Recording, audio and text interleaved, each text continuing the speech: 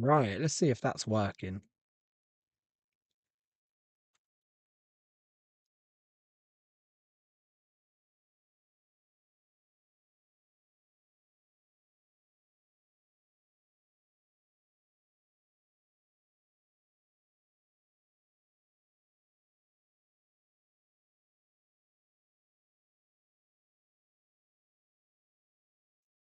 Right, people, it is the day we have our 4 new detachments, and I am incredibly excited, as are, I assume, all of you. Um, I have not looked at any of them. I've not looked at anything. I've seen some comments. I've seen some of my group chats go nuts talking about it, but yeah, I've not looked. So it is a complete blind reaction from myself. But I'm just excited. Anytime we get new rules, I mean, we got new rules at the beginning of 10th, like everyone did, and obviously we had like the shadow updates and stuff. But actual just solely dedicated demon stuff the first time since our 9th edition codex, which was like about 2 and a bit years ago. So incredibly excited. And for all intents and purposes, we've basically this is our codex, right? This isn't me saying we're not getting a codex. We don't know for certain what's happening there, but we basically have a codex. We like outside of it being a physical thing, we now have 5 detachments with 6 stratagems and 4 enhancements in each one. Um, we have 4 new detachments to go with our demonic incursion. So, for all intents and purposes, we basically have a codex at this point. It's just not in a physical book. Which, for me personally, you could give me demon rules in the back of a napkin, I couldn't care less. For me, I'm just happy to finally have more detachments to play with. So,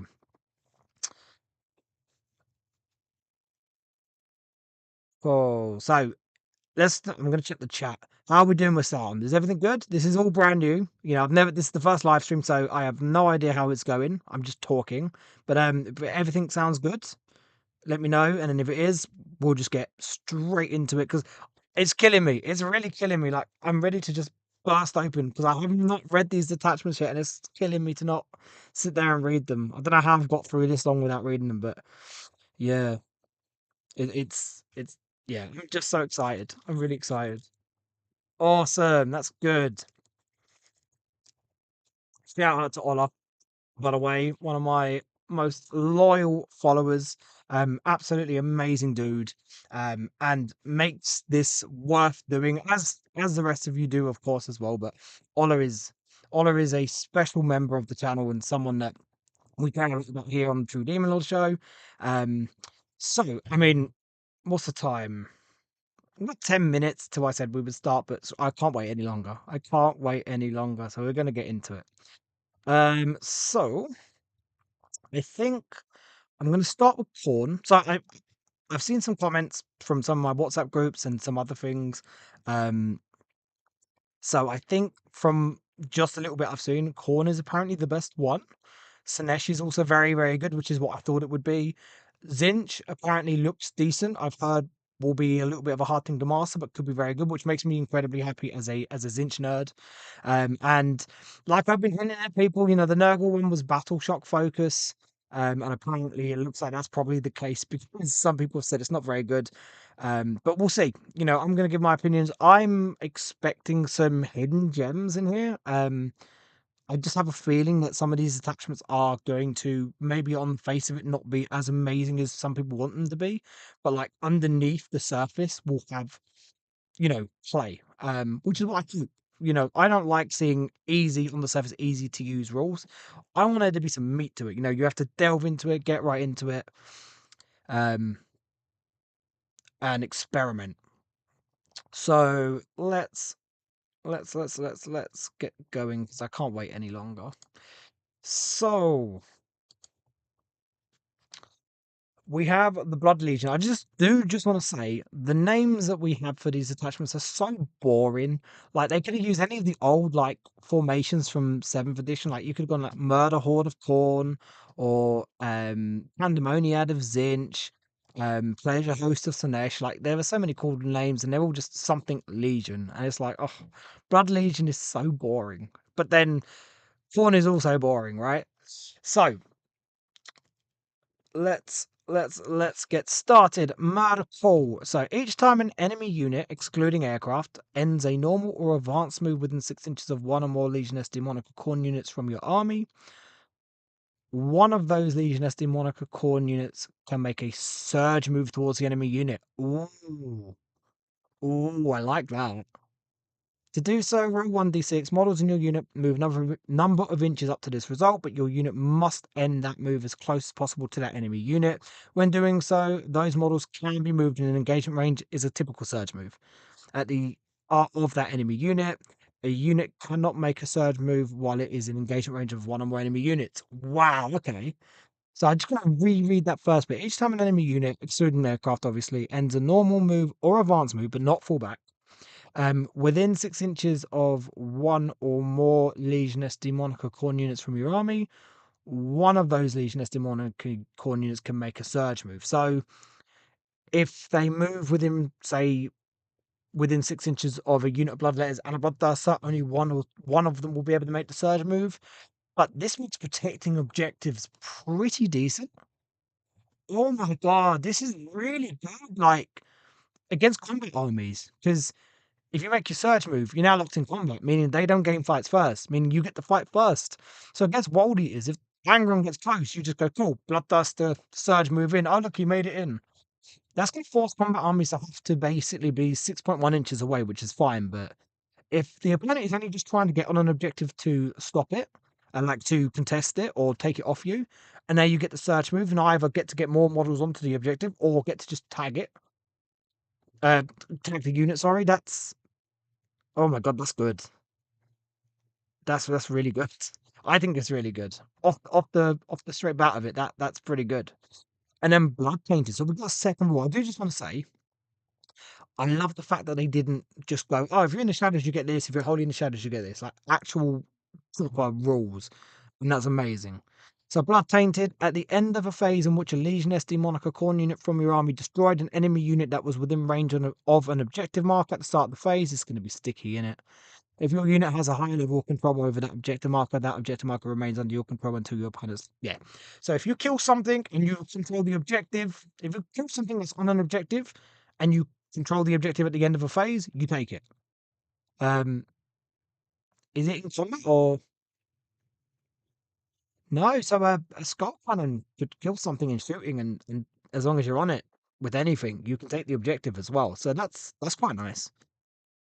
Wow. Okay. Okay. Corn looks good.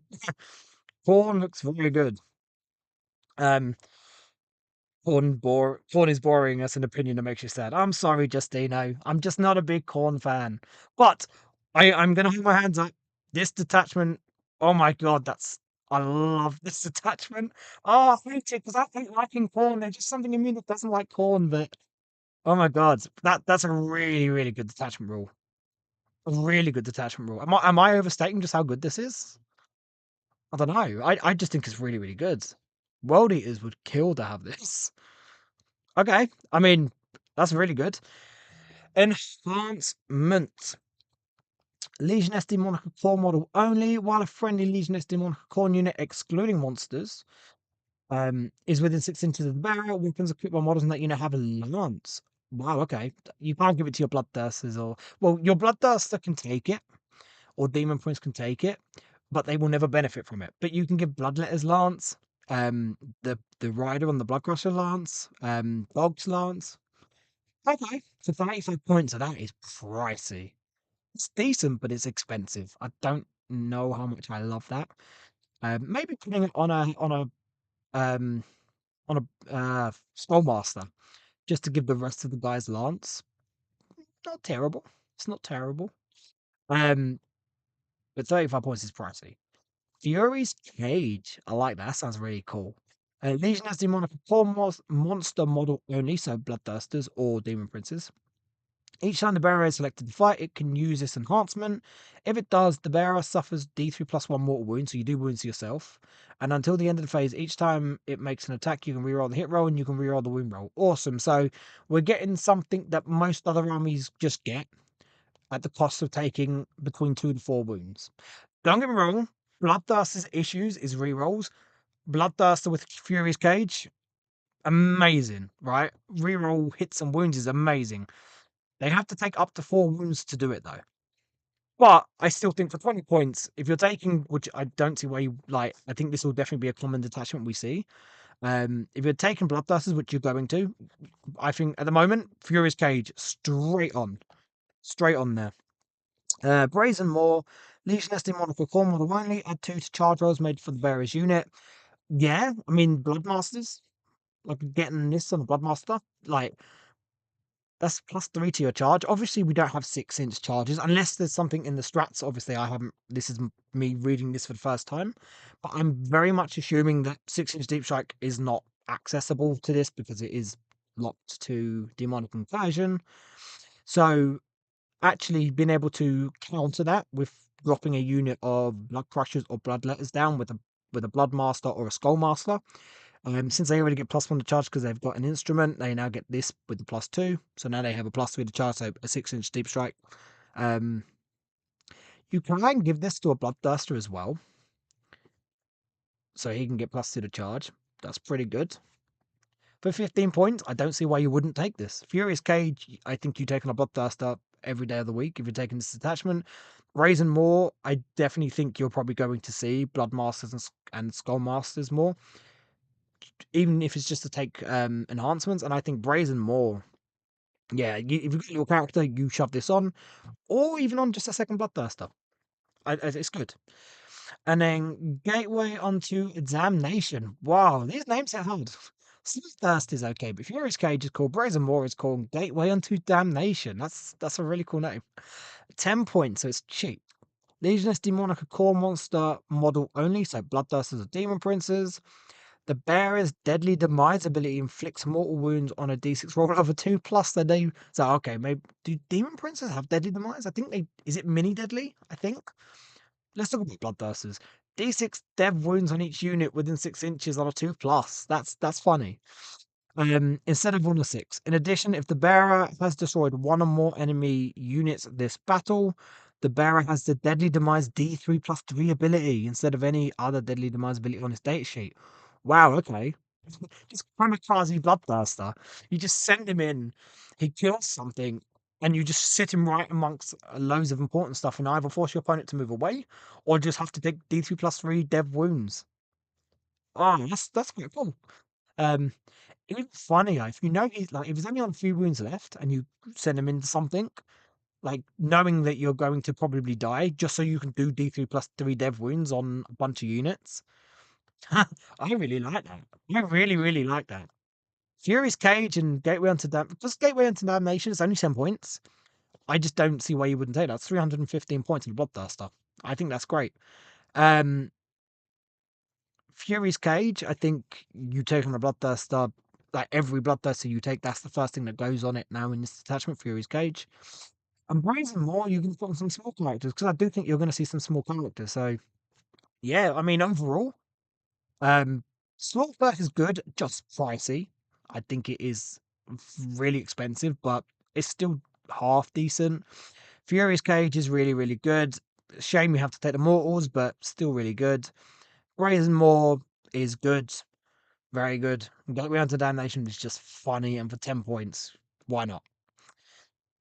So, stratagems, Wrath Undeniable. Fight phase just after an enemy unit has selected its targets. Is this going to be Fight on Death? One Legion SD Monarch corn unit from your army that was selected as a target of 1 or more of those attacks. Until the end of the phase, each summon model in your unit is destroyed by a melee attack if that model has not fought on a 4 plus. Don't remove it. Fight on death. Yeah, I mean yeah, it makes sense. Corners a combat army. It makes sense to have fight on death. It's really good that we have this now for fight on death for bloodletters because bloodletters fall over to a stiff breeze. So to actually be able to still fight with them is still really good. And also having the potential to, lose the bloodthirst from combat but still have it, womp something on the way out. Pretty good. Gore Hungry Onslaught, your movement phase or your charge phase. One Legion SD Monarch Corn unit from your army. Until the end of the phase, each summon model in your unit makes a move. It can move through terrain features. Wow, that is Black Rush is amazing. I mean, they're good, but wow. And charges like I'm Bloodthirsters. Oh, For 1 CP, that's really good. Oh my god, there's me slagging corn off all the time. I think I might be a poor man, guys. I think if I happen, wow, that's really good. Oh, you can set blood pressure. You can stage blood pressures now. You can stage blood pressures now. Oh, that's really good. I hate how much I'm loving this attachment. I absolutely hate it.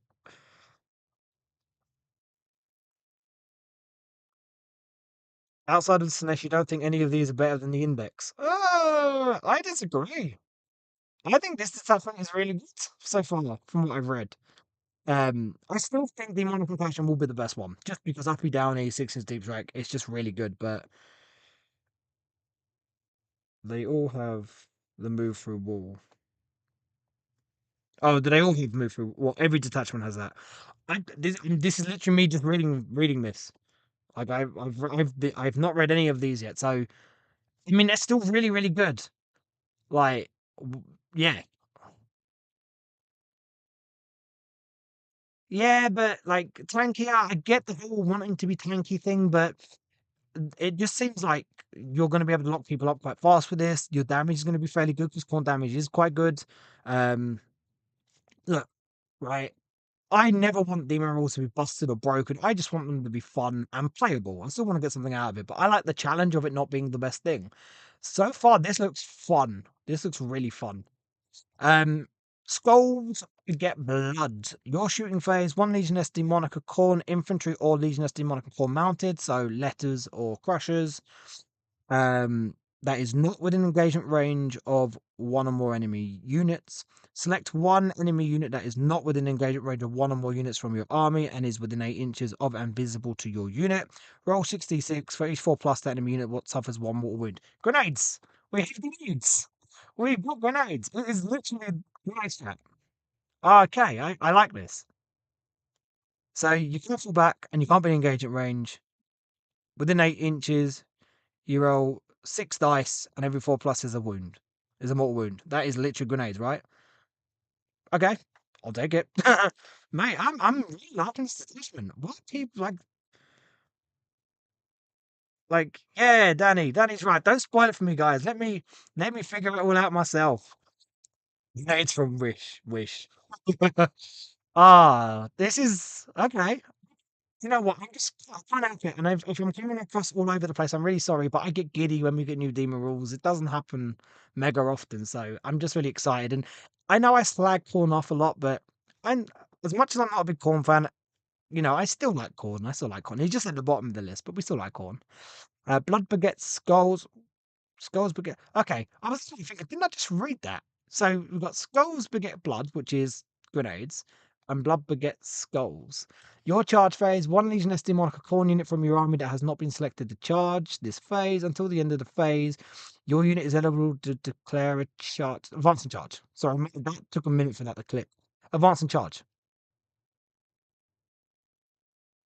Yeah, advancing charge. Okay, good. Like, yeah, it's corn. I'm glad we have that. Snesh better have that as well.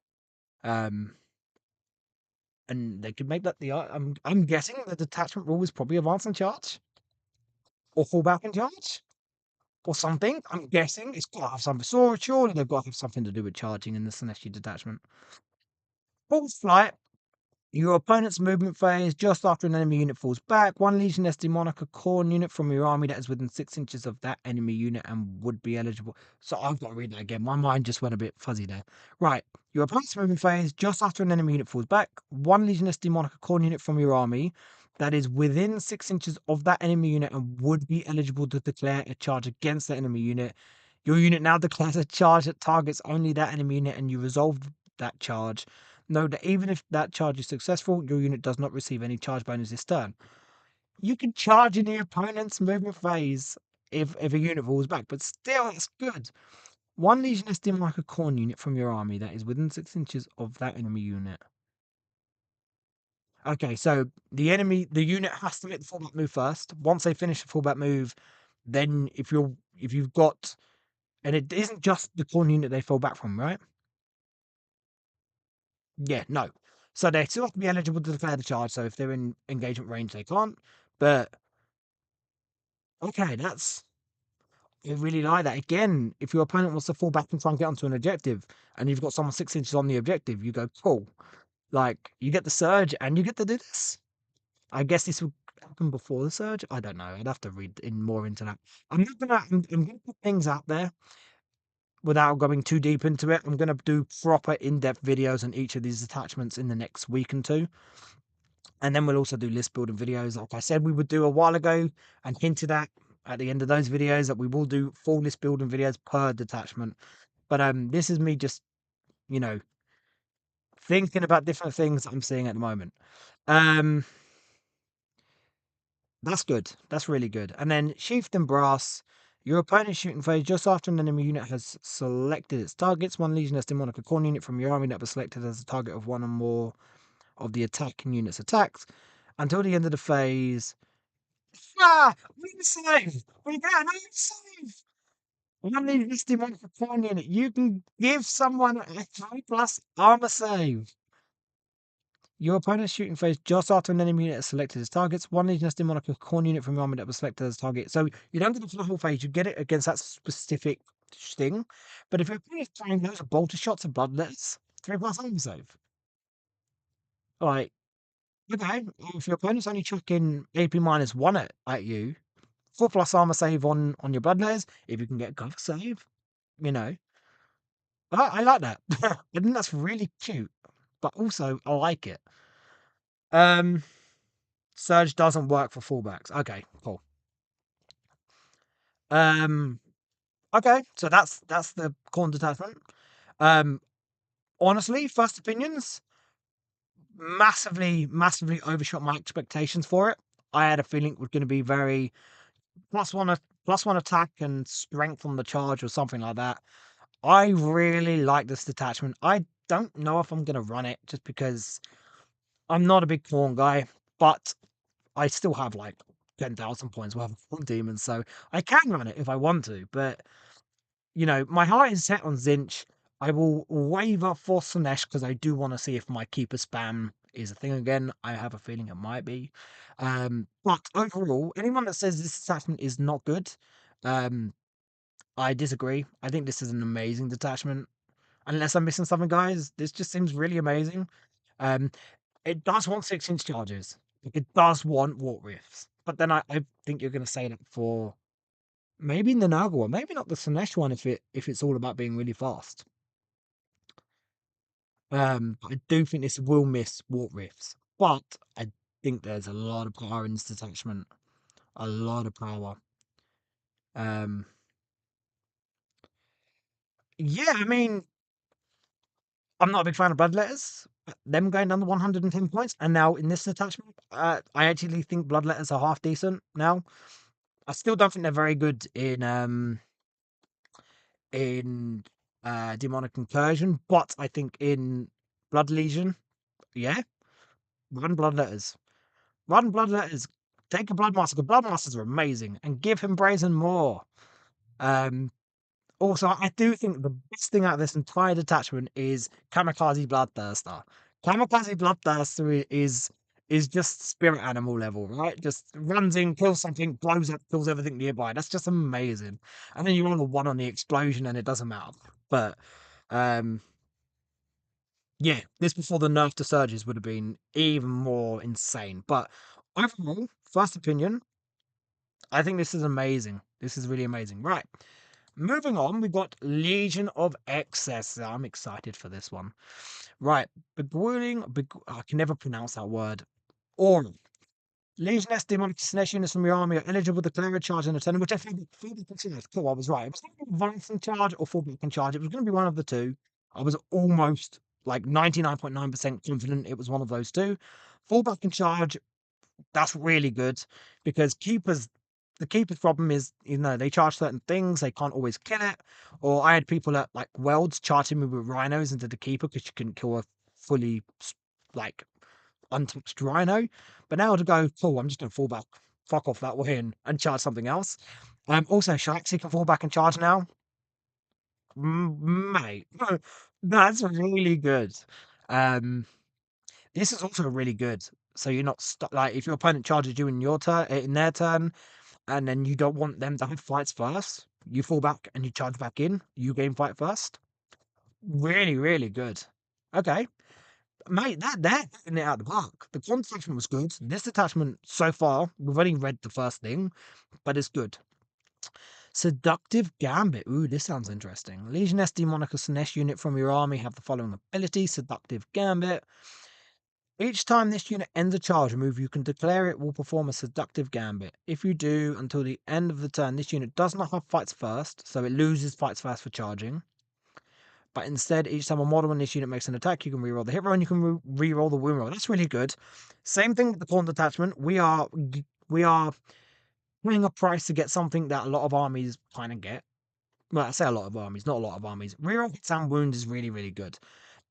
This is good, but you need to think about this. This isn't something you just do willy nilly, right? So, I mean, this makes keepers even better than they already are because if you're going to charge the Rhino, you don't care about his fight first. The Rhino's not going to kill you unless you're on like 1 or 2 wounds. Now, if he rerolls hits and rerolls wounds against it, this ups the damage power. Um, like if you're charging something you know isn't going to kill what you're charging him with, like keepers, for example. Keepers, I think, are going to be the best benefit of this. Fiends as well, because fiends can be quite tough, especially if you've got the mask hanging around. Yeah, this is actually really, really, really good in the circumstances if you can make it work. Multiple charging things in here. So charging, say, a keeper and I don't know, 3 fiends, and using those 3 fiends to basically base contact and lock some of those models up and then force them to have to go towards the fiends because they're the closest models. So it like restricts the amount of models that will be able to hit the keeper before she can hit first and get the rerolls. That's gonna be quite a good janky way to try and get the most benefit from this if you're charging into something that's got quite good combat power. Um, yeah, I mean, losing fight first in your charge phase, yeah, okay, that's a bit naff, but reroll hits and wounds, that's a good trade off. And if you do it properly into the right target, or you set yourself up so you're taking limited shots or limited punches, I think you can definitely make that work. Um, Better yet, just charging 2 keepers in and doing it on both of them, and then just hoping that they don't kill both of the keepers. We're just spitballing, but yeah, I like that. I think that's definitely something that off the top of it may not seem too amazing. No, it seems amazing. I don't see how you don't think that's amazing, but you've got to know when to pick it at the right time. Either setting yourself up in the situation so you're not leaving yourself open to losing that unit by janking it with charging other things in to force, model split, depending on what they can hit. Or you're running into a vehicle or something that just isn't going to kill you and then you don't care. I think this is amazing, actually, to be honest. Fall back in charge and reroll hits and wounds, giving up fights first. Yeah, I like it. Um,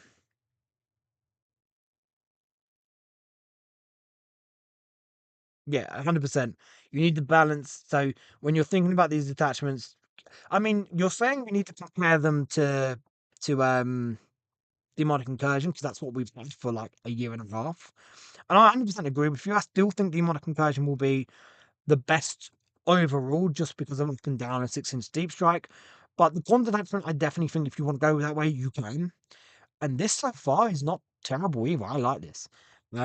Also, it's just different ways to play the army. Like, it doesn't always have to be better than demonic incursion. It just has to be different enough and fun enough to warrant taking it, right?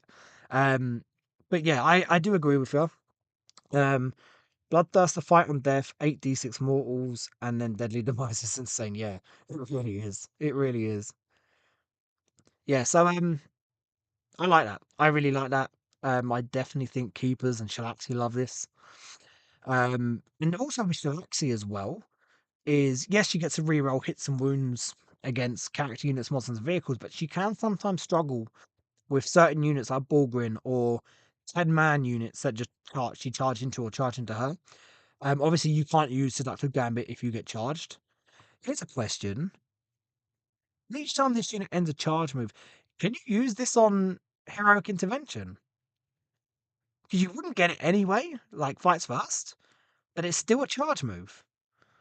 Can anyone confirm that? I don't see why you couldn't. Heroic Intervention is a charge move. So you do end each time it ends a charge move. It doesn't specifically say in your turn, right? I don't see why it doesn't work. In which case, you wouldn't get fights first anyway, so you always do that. Oh my god, that's really, really good. Setting yourself up to heroically intervene. It doesn't say. It doesn't say it. It just says Legionist Daemon to select unit from your army have the following ability. Each time this unit ends a charge move, you can declare it will perform a seductive gambit. If you do until the end of the turn, this unit does not have fights first, but instead each time a model in this unit makes an attack, you reroll hit on the wound roll. Heroic Intervention is a charge move that you do not gain the charge bonus for. There is no mention here of in your turn. It just says end the charge move. Heroic Intervention. Let's double check this. Because I think this is a big enough thing to definitely go and have a look at. Um, oh god. Stratagems, heroic intervention. When your opponent's charge phase just after an enemy unit ends a charge, target one unit from your army that is within 6 inches of that enemy unit and would be eligible to declare a charge against that enemy unit if it were your charge phase. Your unit now declares a charge that only targets that enemy unit, and you resolve that charge as if it were your charge phase. Restrictions: you can only select a vehicle unit from your army if it is a walker. Know that even if this charge is successful, your unit does not receive any charge bonus this turn. Charge bonus gives you 5 first. So, I think this works.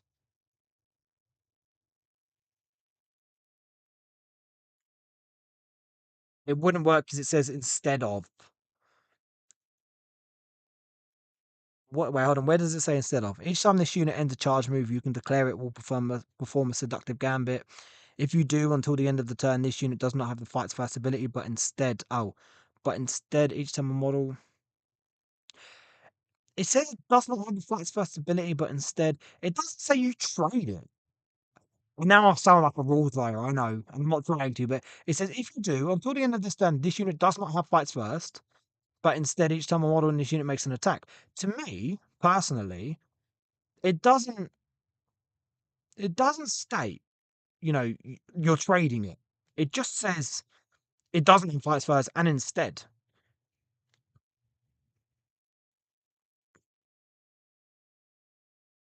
Mm, I don't know. I don't know. I would, if you're going to an event, I would definitely pose this to a TO because I get what you're saying. Like it says, yeah, you would think so. It would get FAQ'd. Great, I broke it before it's even out. Awesome. I just think it's to be considered. You pose it towards the TO or a judge in your game. Definitely, maybe don't rely on it before you pose it to a judge. Um, maybe send an email to a TO and ask them to check it. But if anyone, I'm not saying anyone would be, but if there's anyone that kind of knows or has any like hand in any of the rule stuff, and you see this, let us know.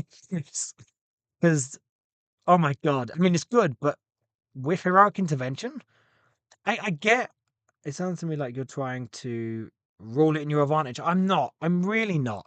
Right. But as a very, very prominent competitive player who plays this game at a fairly high level, you can't help but pick out these like intricacies. And I'm not trying to rule it in my favor. I still think it's worth putting it out there, right?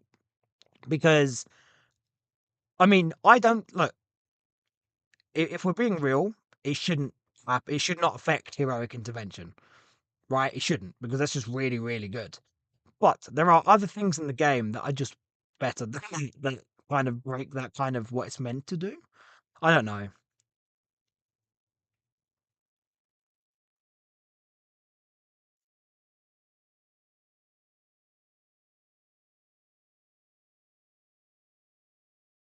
Yeah, exactly. It says you don't have fights first. This is what I'm saying, and I get the argument. I said the argument, the question of, or the thing of, it says instead of fights first, blah blah blah. But it actually is the the wording of it, it doesn't actually say. It just says this unit does not have fights first, but instead.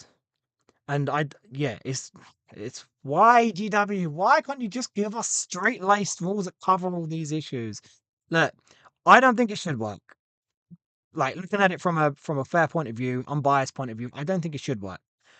But also, if they leave the door open, you've got to question it, right?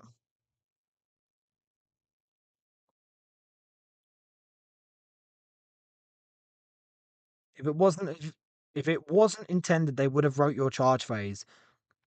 Look, right, and I'm not saying anything negative against the writer of this at all. You know, assuming it was the same writer for all four detachments. You know, there's a lot to write. It is very easy to miss something as small as this. Like I said, this is just something that the immediate competitive brain in my head just pulled out. We spent way too long on this one little bit. We haven't even got to the enhancements yet. Look, right. I think question a TO or a judge and ask them how they rule it. Um, I don't think it should work, but if it's gonna work, it's gonna work, and you take it, right? Um,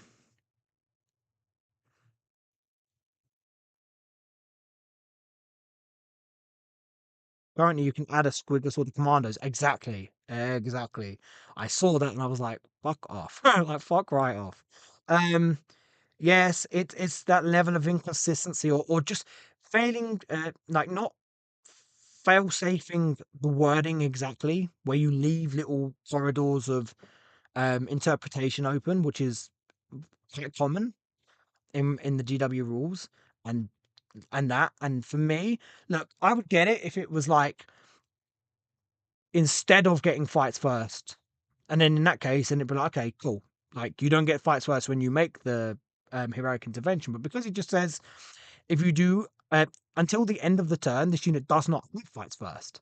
But instead, each time a model in this unit makes an attack. So it doesn't actually specifically say, and it just says when you end the charge move, and heroic intervention is a charge move. So I'm not trying to game it. I'm not trying to rules lawyer it. It's a literal interaction that works. I do feel like it was an oversight. Hopefully they shore that up. But yeah, right. We've spent way too long on this. Let's get to the enhancements. So False Majesty, an aura, 30 points. So expensive. Legionesty Monica Slanesh model only. So any Slanesh model can take this. Character, obviously. While a friendly Legionist demonic SNES unit, excluding monsters, so monsters can't benefit from it, so keepers and Slanesh can't benefit from it. Is within 6 inches of the bearer. Each time a model in that unit makes an immediate attack. I wanted a wound roll. Oh, +1 the wound aura. Ooh. Ooh, that's good. I mean, it's it's really annoying that keepers can benefit from that. Oh, but you can put it on a keeper. And to be honest, if you're going to take this, you're probably going to put it on the keeper because keepers are probably the only thing that's going to at least have a chance of surviving a few turns while having it on them because keepers are tough. Putting this on a trance weaver, not recommended, but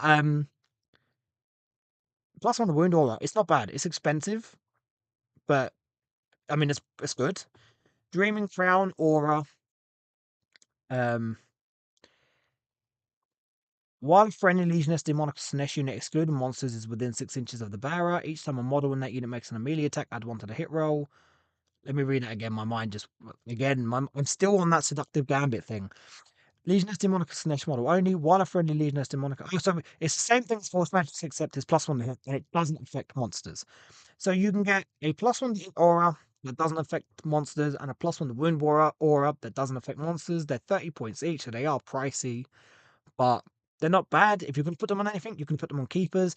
It gives your keepers some more auras to buff the rest of your stuff, makes them 320 points, and it doesn't buff them. So I think the plus one probably to think about. The plus one to hit one, I mean, it's still plus one to hit, it's still decent, but I don't know. I don't know if you're going to take that. But Force Majesty, I think there's an argument for it. Avatar of Perfection, Legionist Demonicus slash monster, so keepers or princes. At the start of each phase, if there are no other friendly units within 6 inches of the bearer, you can re-roll Advanced rolls made for the bearer, reroll charge rolls made for the bearer, ignore any or all modifiers to its move and to any advance and or charge roll. So if basically if the keeper has no one Sineshi around her, she can reroll advance rolls, charge rolls, and doesn't suffer modifiers to advance rolls and charge rolls. It's a bit of a weird one. It's decent for 15 points. I think you definitely take it on a keeper. It's just a bit strange. It has to be on its own. I get it. It's good. I like it. It's good. Soul Button, 10 points. Legioness Demonic Snash Monster. So again, princes or keepers. At the end of the fight phase, if one or more enemy models were destroyed this phase as a result of one or more of the bearer's melee attacks, it can use the enhancement. If it does, you regain D3 wounds. So at the end of the fight phase, if you've killed anything, you get D3 wounds back. For 10 points, I think, why do you not take this? 300 points. It makes a keeper 300 points. I think you take this, right? If you've got multiple keepers, you take this. Avatar Perfection, if you're taking keepers, you take this. Force Majesty, I think there's an argument for it. Dreaming Crown, I don't know. For 30 points, I don't know if that's worth it. If it affected the keepers, then 100%, but it doesn't. Do, do, do. That's incredibly true. So next is don't have the monster keyword. I didn't think about Soul Grinders because again, most events here in the UK rule you, or at least in my part of the UK and UKTC rule, you need bases. But obviously, in a lot of the world, US included, you don't need bases. And so plus one hit, plus one wound on Soul Grinders. Okay, I take that back. Keep two keepers with Dreaming Crown and False Majesty sat around three Soul Grinders if you don't have to take bases on them. That's scary. That's really scary. I don't think about the Soul Grinders because I can't really run them very well because of the bases, but and it is just oh, it's melee attack. It's specific melee attack. Okay, I thought it affected the shooting as well. That's still really good. Okay, maybe there is an argument for Dreaming Crown if you can run Soul Grinders without bases. Um, and the strats work so well for them. Well, we're going to see because we're moving on to the stratagems. Thieves' Pain. Any phase just after an attack or mortal wound is allocated to a model in a Legioness Demonica. So next unit, excluding monsters, they better not do this for all of this, excluding monster bullshit. That Legioness Demonica Sinesh unit. Um, select one other friendly Legioness Demonica Sinesh unit within 12 inches of your unit until the end of the phase while the selected unit is on the battlefield. Each time a model in your unit would lose a wound, inflict one mortal wound on the selected unit instead. Okay, so it's any phase. Just after an attack, all mortal wound is allocated to a model in a Legioness Demonica Sinesh unit, which can't use it on the big guy. That Legioness Demonica Sinesh unit, select one other Legioness Demonica unit within 12 inches until the end of the phase while the selected unit is on the battlefield. Each time a model in your unit would lose a wound. Okay. I mean, there's a good way to keep demonettes alive if you've got some fiends or some seekers nearby. Um, or keeping your fiends more alive if you've got demonettes or seekers nearby. It gives you basically ablative wounds, right? If you have 10 demonettes sat behind a wall within 12 inches of a unit of fiends on an objective, and your opponent's shooting at the fiends or even hitting the fiends, and you use this strat, it gives you 10 basically spare wounds before the fiends take it. If I'm not, that's how I'm reading it. It's not horrible. Again, Kevin Wakehouse is well on it. I have a feeling you like Soul Grinders, Kevin. I have a feeling you like Soul Grinders. Yes, you're right. You can use this on Soul Grinders, which is actually really, really good. Um, you can also pass wounds onto a. Here's the thing. So you can select a keeper or Shalaxi as the target of Thieves of Pain, but they can be the unit to take the wounds, and they have a form of pain. So actually having a keeper take the wounds for a unit of fiends, for example, and then having a chance to save them before no pains. And that's not bad. I mean, you probably don't want to. If you think something's going to get absolutely nuked, then you probably don't, because you don't get the choice, right? While the selected unit is on the battlefield, each time a model in your unit would lose a wound, inflict one mortal wound. So you have to keep allocating the mortals to that other unit. until your opponent runs out of attacks or the other unit dies, right? But keepers are not a bad option for that. Okay, I actually like that. I think that's a really good stratagem. It's a good way to keep your squishier things alive, or not take wins on your soul grinders, as Kev pointed out. Um, oh yeah, Arconagus, Archagonus, Archagonus. That was way too much reading. 5 phase, one Legioness Demonicus Slanesh monster unit, or up to 2 Legioness Demonicus Slanesh units, excluding monsters, from your army that have not been selected to fight this phase. Until the end of the phase, each time a model in one of those units makes an attack, +1 to wound. Ooh, it's two CP though. It's expensive. But +1 to wounds on keepers. Or 2 units of fiends. Or soul grinders. Wow, okay. Oh, double soul grinder with +1 to wounds. I think they were so focused on not letting the keepers benefit from all these mega buffs that they've just forgotten soul grinders are a thing.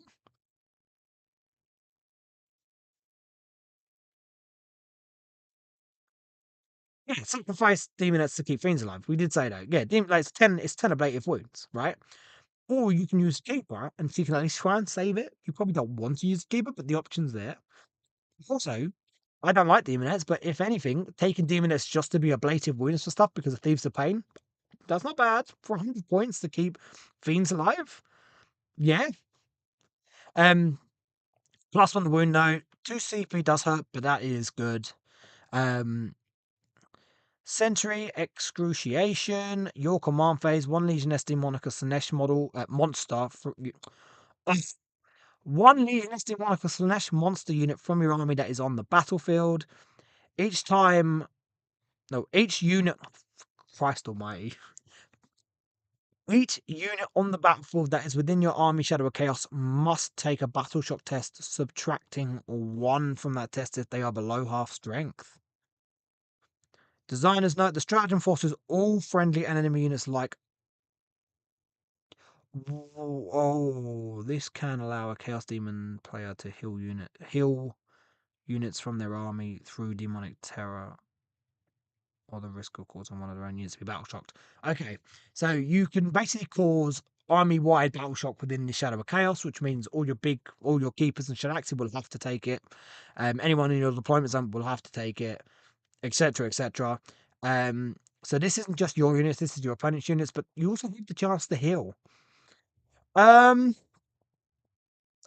Not, I don't think it would be a commonly used stratagem, but in a game where you're just like you need to hit your opponent with whatever you can, and you really want to try and heal where you can, maybe to try and avoid some kind of Overwatch when you fall back and charge. There's a use for it. I just think it's a niche one, but I think it's definitely got a use. It's an interesting one. It's an interesting one. Phantasmal Longing, your movement phase or your charge phase, 1 demonic Legioness demonic Snash unit until the end of the phase. Each time a model. Oh, okay. So it's the move through wall. So okay, so all the detachments have a move through wall stratagem for movement or charging, which is amazing. Shalaxi. Oh my god. Oh my god. Oh, people go, oh, I'm going to screen Shalaxi and I'm going to use this wall to screen up and this unit lined up in between both of these 2 walls to screen her. Cool. That's all loving. Straight through the wall. What? That's nuts. That's nuts. Yeah, I love that. I actually like that they've given us this. I think this is a good. I just think it's a very good stratagem to share for our big guys across all the detachments. Cavalcade of Blaze. Yes, you still get your +1 leadership for Shadow of Chaos, but I'm sorry. Do you know how many times Shalaxi has failed a battle shock for me? I love the girl. I really do love her, but that bitch fails battle shocks like she's going out of fashion with them. Like she always, every time I have to take a battle shock on her, I don't even want to roll it. Like, yeah, I know Shalaxi going through walls is fucking insane. It really is. Man, I like these. I like it. I think it's really good. I think both corner sinister attachments are really good. Are they as good as demonic incursion? Different moves. I think. Do you know what? Demonic Invasion is still good. These two are also very good. They all do different things well, right? So I do think there's an argument to go with this over going with Demonic Inversion. Cavalcade of Blades. Your charge phase just after a Legioness Demonicus Nest unit from your army ends a charge move. That Demonet. I am not. I can't speak English apparently. That Legioness Demonicus Nest unit. Select one enemy unit within engagement range of your unit, then roll 1d6 for each model in your unit that is within engagement range of that enemy unit, or roll D or roll 6d6 instead if your unit is a monster, so blah blah blah. Oh, it's charging grenades. So it's grenades when you charge. That's good. That's really good. It's gonna actually probably kill stuff in this detachment. You fight it forward, you do up to D6 up to 6 mortals with this, and then have some like give it plus on the wound. I know it's a lot of CP, but that's not bad. That's not bad. Okay, I like it. Again, maybe it's not the best thing in the world, but if you really need to make sure you kill something, this is something to help you do it.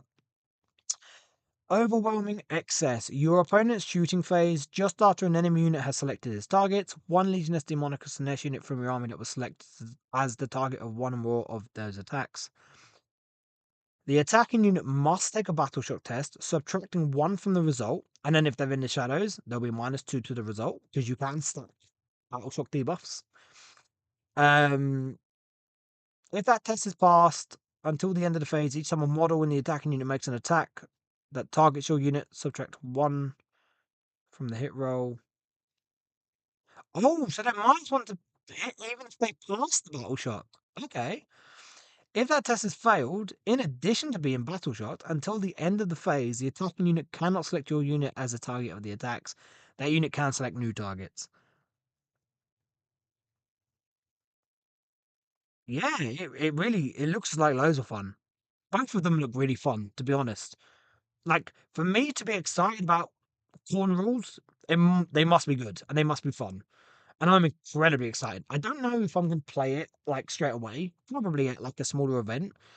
The thing is, we this for all intents and purposes, we basically have a codex now, and so this will give us a lot of time to play around. So just because we might not use a detachment straight away, nothing to say we can't use it in an event, like a small event, or even just casual games, like down the line, which is quite nice.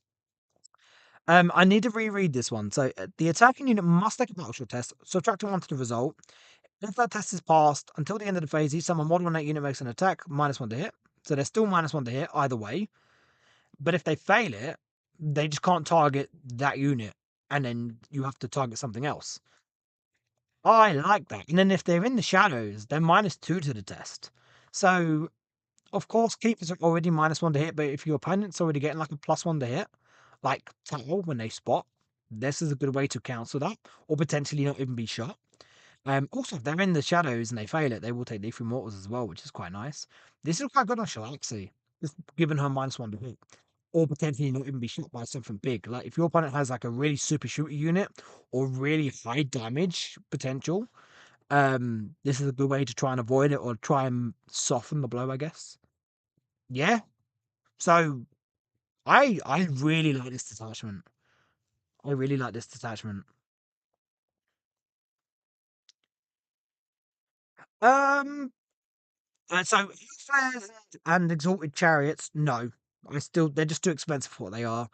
The character chariot, the torment bringer is not bad. Um, is pricey but not bad. Demonettes in this attachment, I think have play. I still don't think they're amazing, but they have play now. I think you can still you can take them and actually get something out of them. I think you take demonettes in this attachment, good or not, as fodder for Thieves of Pain, 100%, because it gives you 10 ablative wounds to something. That isn't a monster. Um, Do you need keepers? 100%. You got to. At the moment, both attachments, you want your greater demons, as it should be. You should want greater demons. I think keepers in this detachment are great. I think Shalaxi is already amazing. Is great in this detachment as well. Um, is it better than the corn one? I think personally, this is my first opinion. I need to really sit down and properly read into these, but my first opinion, I think the level. They do different things, right? So it's going to depend on your play style and what you prefer. For me personally, I prefer this, but the corn detachment is good. It is good. Three keepers, Galaxy, the Mask, 18 fiends. What else would you want? Like, what else do you need in life? Um, yeah, it's just you choose very speedy violence. Have they made battle line useless? Usable, useless, usable. Bloodlet is for play now because of the corn detachment. Demons have uses because of this detachment. So, yes, I do think you want to take both of them in either one. Um, yeah, I think they've definitely got a place to be. I think the only thing that this doesn't really help is hull flares and exalted seeker chariots, but that's only because they're just too expensive and they're not very good for their points cost. Um, but standard seeker chariots are good because they're only like 65 points, and you can take them in units of two. Um,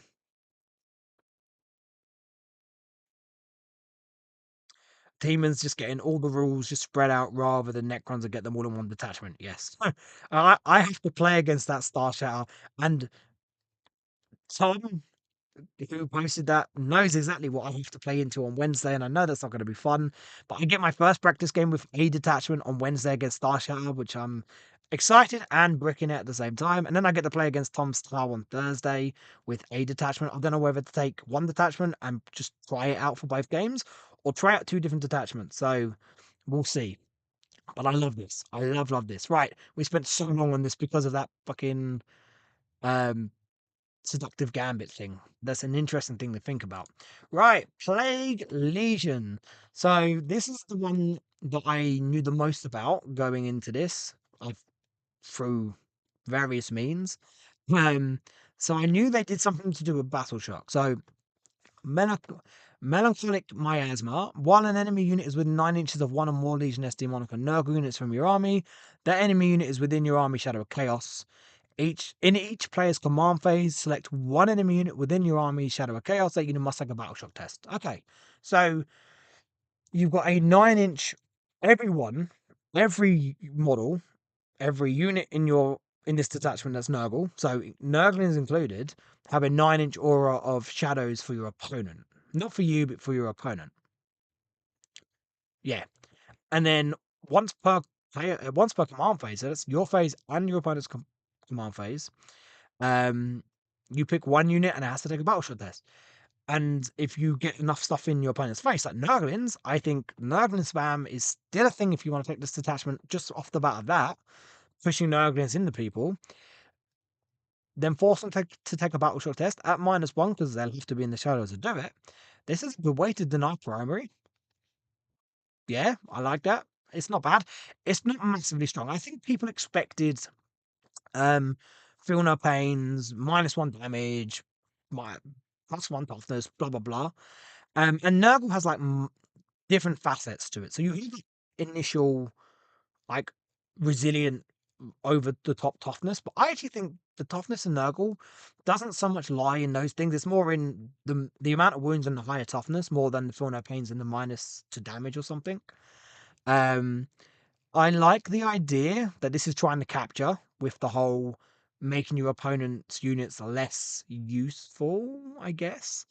I don't know. I feel like this could have been executed a little bit better, especially considering the other two detachments have two abilities attached to them, and this just gets the one, and it's an okay one.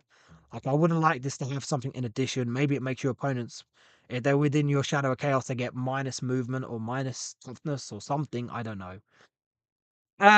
But yes, definitely so far, this is the third one we've read. Detachment rule is the bottom of the three by far. Um, I'm not saying it's bad. I think it's got a use, but it's not. It doesn't compete with the other two. Enhancement wise, we've got Clank Blight Aura, 15 points. Legion SD Monaco Nurgle model only. Each time an enemy unit, excluding monsters or vehicles, that is within 6 inches of the bearer fails a battle shock test. So this interacts with the detachment rule. The bearer can use this in this enhancement. If it does, one model in that unit is destroyed. chosen by its controlling player. Each time the bearer uses this enhancement, no mortal wounds are inflicted by your army's demonic terror. So instead of doing, okay, I forgot it said no monsters or vehicles. So first I was like, well, hold on, you're just killing monsters with this? That's stupid. No, excluding monsters and vehicles for a reason. Um, so each time an enemy unit that is within 6 inches of the bearer fails a battle shock test, the bearer can use this enhancement. So you can use it multiple times per command phase, basically, or multiple times basically every time your opponent is failing battle checks, you can use this, right? And then you can just choose to kill a model instead of making them take D3 mortals if they fail it. That's pretty good. Obviously, if it's on a unit of 1 win models like guardsmen, you ain't gonna do this. But if it's on something like um Walgrin or Custodes, excuse me, yeah, I mean it's okay for 15 points. It's not terrible. It's not bad. Maggot Moors. Legioness Demonica Nurgle model only. In your shooting phase, select one enemy unit within 6 inches of the bearer. That enemy unit must take a battle shock test. Then roll 1d6. On a 3+, that enemy unit suffers D3 mortal wounds. Each time the bearer uses its enhancement, no mortal wounds are inflicted by demonic terror. So it's instead of demonic terror again. In your shooting phase, select one enemy unit within 6 inches of the bearer. That enemy unit must take a battle shock test. Then roll. Yeah, so you just pick a unit within 6 inches, force it to take a battle shock test. In addition, you then get the roll of dice. On a 3+, you do D3 mortals. But that's instead of. So each time the bearer uses an enhancement, no mortals. So you might actually do no mortals at all, because on 3+, you get to do D3 mortals. That happens instead of the demonic terror, D3 mortals for failing. So, I mean, if you really want to lay into the battle shock thing, then go for it. And Groaning Shroud, 35 points. It's an aura. It needs to be good for 35 points. Legioness Demonica Nurgle monster model only. So duos or a demon prince. While a friendly Legioness Demonica Nurgle unit is within 6 inches of the bearer, that unit can only be targeted by range attacks if the attacking model is within 18 inches. Nurgle Be'lakor!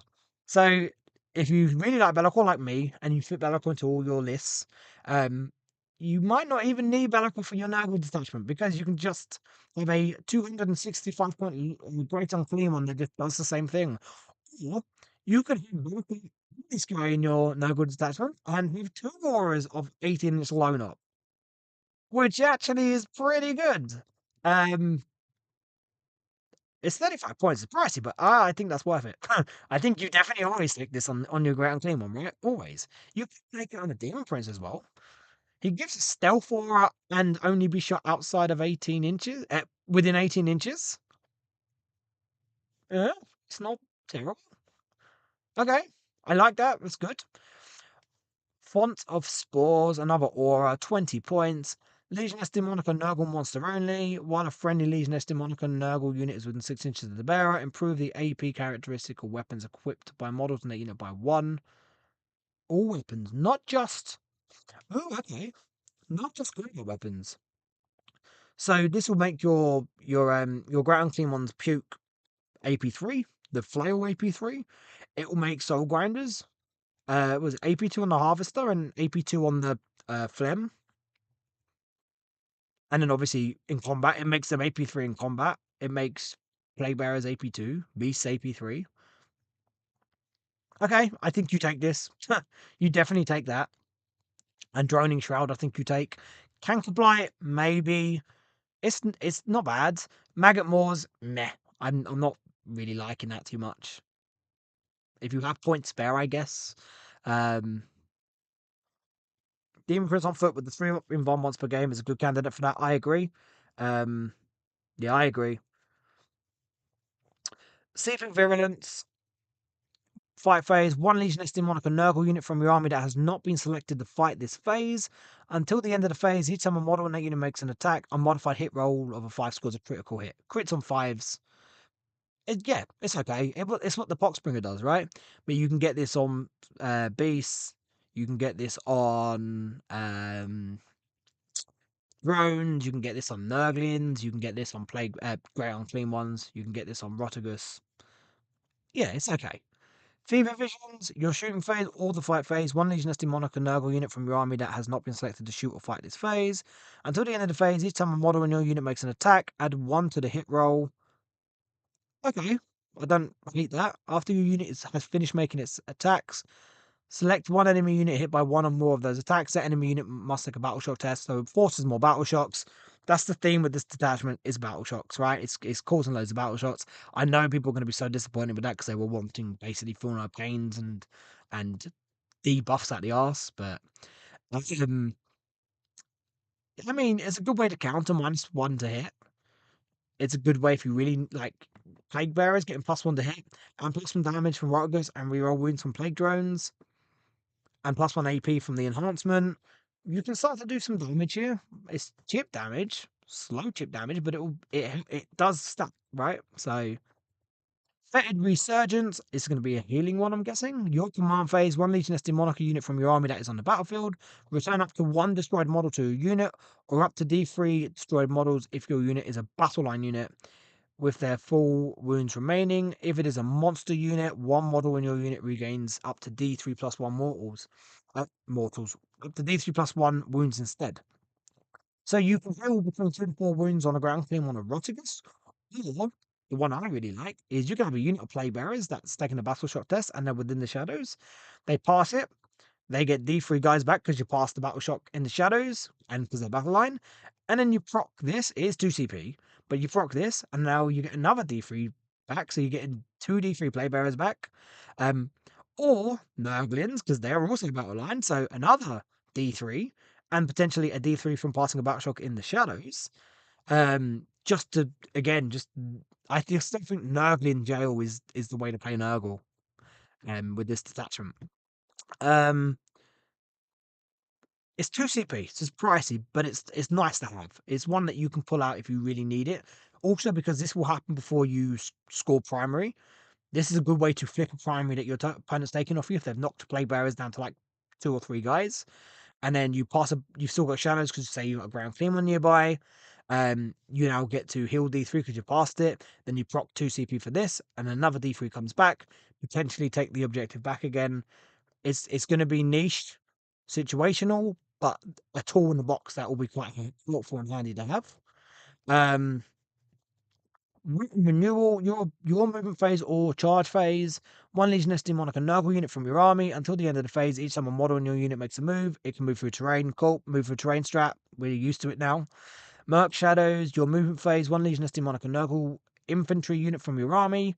Until the end of the phase, each time your unit makes a normal move, add up to 5 inches characteristic of. Wow. Plus 5 inches to movement. So it's only for infantry, which will just be your small characters and plague bearers, right? But it basically doubles the plague bearer's movement. And you can still charge after it. It doesn't say you can't charge after it. So if you really need to get plague bearers up there fast to get onto an objective or to charge something on an objective or whatever, okay, that's quite nice.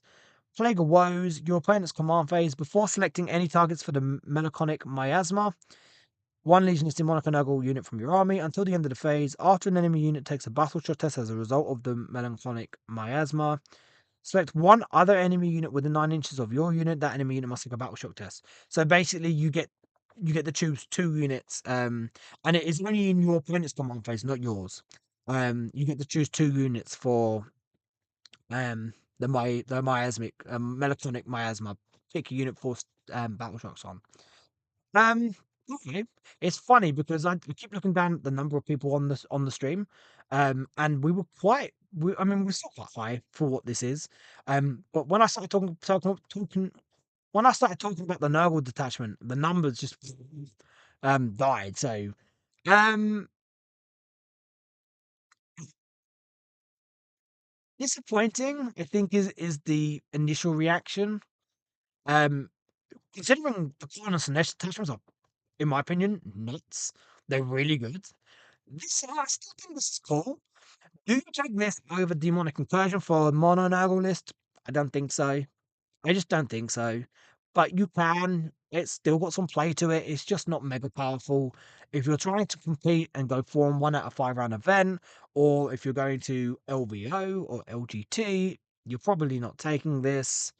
Um, but it's got some cool bits to it. So yeah.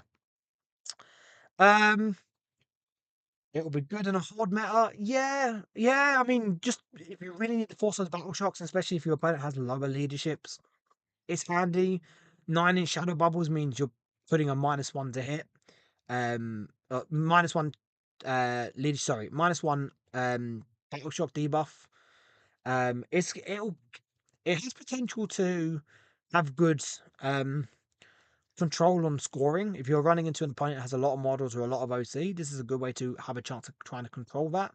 But I do feel like you're going to run into armies that just have good leadership and they just don't care. So yeah, I mean it's okay. It's all right. I'm not going to say it's like completely in the bin bad because I do feel like there is some cool bits there and you can probably have a bit of fun with it. But when you just look at the first two, the Nurgle, the Corn and the Slanesh one, then you look at this one, they're up here and that was like down here.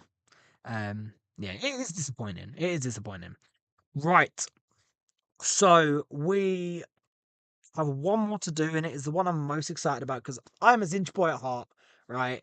I'm a Zinch nerd. It's where my demons started, and it is by far my favorite god. So I'm incredibly excited for this. Um, and it's why I've left it to last, right? It's been killing me, but so far the Corn one's really good. The Sinesh one's really good. The Nurgle one's okay. Um, So let's get into it. We have the Scintillating Legion. I'm so excited. Um, Holy God, that's a lot of words. Wow, the detachment room is massive. Okay. Oh, do I even want to read this out? Okay. You start the battle with 3 flex tokens. Oh, I like that. Oh, I know what I'm going to use for that. I don't know if anyone remembers, but the old Silver Tower game, I said the old Silver Tower game, it came out a while ago. Something tells me like 7, 8 years ago, something like that. Um, maybe not that, maybe longer. I want to say it was 2016 or 2017 it came out. You got like I can't remember if they come in the box or if you were given them when you bought the box set, but you got like the only way I can describe them is Zinch poker chips. And I knew the manager, and everyone knew I was the demon guy, but the Zinch guy, and so I basically had these chips thrown at me. Now I have no idea where they are because I don't really use them for anything. They're in their box somewhere. They're going to be my Fox tokens because this is the thing I want to use, right? Now I'm in the moment I am on the Sinesha detachment in my head, but if this looks good, we're definitely probably going to play this. I might play both of them this week and see which one I like.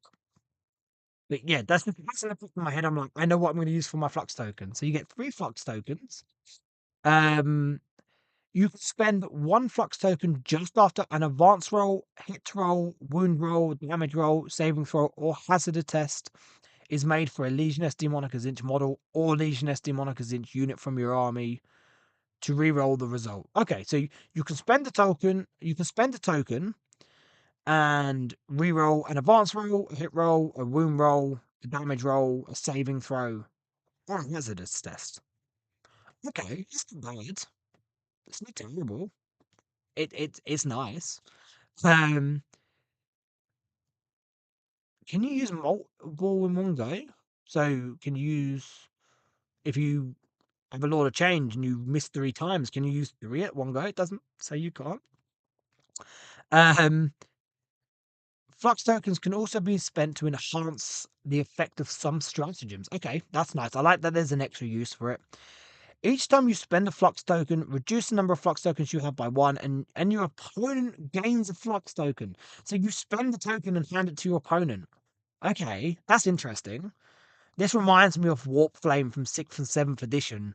Who remembers that? When you used to shoot with your Zinch stuff. So it was basically anything that had like pink horrors and flamers, and they used to shoot. And they had it was it Warp Flame, Weird Flame, Warp Flame. I think was the rule, and basically. I can't remember if it was a leadership test or something, or just a dice roll, but you had a chance to give your opponent's units a 6-up full no pain, and then every time you hit them, you could better that full no pain for the rest of the game. And that's what this reminds me of, right? Because it's like, yeah, we get a buff, but we also hand it over to you. And I want to be mad that they get our benefit. I'm assuming I need to read the rest of it. I'm assuming they get the same thing that we did, and they can just use that to reroll something. But the Zinch guy in me just knows that that's how it should be. Is Zinch? It's all part of the great plan. Zinch will help you and screw you over at the same time. Whenever your opponent has one or more flux tokens, they can spend one flux token after an advance roll, hit roll. Yes, and they can use it to reroll any of those as well. Thank you very much, Swag Lord, Teddy, your bay. Thank you for the 199 you said donation. But thank you very much. It's really appreciated. Um, so where was I? I was talking about so they can use the flux token to reroll the same as us. If they do, they reduce the number of flux tokens, and then you gain one. And this is ignored if your opponent has the okay. So if you're both playing this detachment, you don't get to just endlessly lob 6 tokens at each other. But if you're playing this, you get 3 tokens, and you can just keep handing them off to each other. So you use it, give it to your opponent uses it, they give it to you. Okay, you're definitely going to need something to represent this. They say dice. Have fun with it. Do something cool. I need to find these tokens now. I want to use them. In your command phase, if your opponent has one or more flux tokens, you gain flux tokens. So there is ways to get more flux tokens on the board. Each command phase, if your opponent has any. So this is definitely going to be a thinking detachment. It's good. It has some really good yeah. Reroll an advance roll, reroll a hit roll, a win roll, a damage roll, a saving throw. Like, and you can do this up to 3 times unless you have multiple of these because you've got more during the game. Um Yeah, I mean, that's pretty good. And then you have to think, is this worth giving my opponent a free reroll on one of these things if I use the reroll now? And I like that. That's really strategic. And to me, it's very zinchy. They cannot reroll damage. Who can't reroll damage? Oh, no, it's more restricted for the opponent. Okay, I just read the first bit and just assumed it was the same. Thank you for pointing that out. So we can reroll an advance roll, a hit roll, a wound roll, a damage roll, a saving throw, or a hazardous test. They can reroll an advance roll, a hit roll, a wound roll, or a saving throw. So they can't reroll damage rolls. They can't. Ugh, they can't reroll damage rolls or hazardous, right? Cool. Okay. Thank you for pointing that out. That actually, I like that. We should get more benefits, right? Than they should. So that makes sense. You disagree with me. Giving your dice to your rival is pretty bad. Arsenic and Age of Sigma. You get what you're saying. Yes, you're giving your opponent something. Look, mate, it's very zinchy. It's very, very zinchy. As someone that's been playing not just demons, but Zinch demons for 17 years, trust me, I know. It's very, very zinchy, right? Um, yes, like it has the potential to be quite screwy for you, but at the same time, the benefits you could get from it are nice. You just have to be strategic and tactical with it. I like it. I like it. It's annoying, but I like it. So I will respectfully disagree with you, respectfully disagree with me. That's the great thing about this. We can like different things, right? I like this only because it's cool and it's fluffy to me. Um, but is it enough to make me want to take this detachment? It's going to depend on the enhancements and the strats, which makes me sad because I really want to run 1 nose inch. But I think it's a good enough. It's better than the Nurgle one, right? I think we can agree on that. So enhancement wise, we've got Inescapable Eye. 10 points. Legioness Demonica Zinch model only in your command phase. If the bearer is on the battlefield, um, if your opponent has one or more flux tokens, you gain an additional flux token. Oh, okay. Oh, okay. So if you have this, so if you give this to someone and they're on the board in your command phase, if your opponent has a flux token, you get 2, right? Because you get 1 flux token through the Fates and Flux rule, and then you get another one through this. So if your opponent has 1 and you have 2, you'll then have 4. Again, you can throw them to your opponent, but um, giving rerolls against my changeling doesn't seem fun. Yeah, it is annoying. The fact that they get less buffs than us, to be honest, damage like not being able to reroll a damage roll for free is good. Like that they don't get that. And the hazardous test, get leave or take. I wish it was. a little bit more restricted for them, but you can control it to an extent. Infernal Puppeteer, 10 points. Legion's Demonicus Zinch model only. Each time the bearer is selected to shoot, you can select one other friendly Legioness Demonicus Zinch unit within 9 inches of the bearer. If you do, when selecting targets for range attacks equipped by the bearer, you can measure range and determine visibility for one model of your choice in this selected unit. Oh, oh, that's good.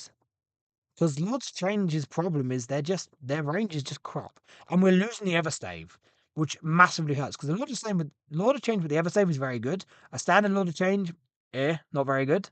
Um, I mean his strength is still a little bit whiffy. You know, it's 9 on the Rod of Sorcery and 10 on the Bolt of Change or the Bolt of Zinch, sorry. But being able to use, like, even if you string out a unit of blue horrors, a unit of pink horrors, um, and then use them to be able to use the range and the line of sight is actually pretty good. It means you can keep your Lord of Change behind a wall. And because you're using range and line of sight from them, you're not -1 to hit for indirect or anything like that.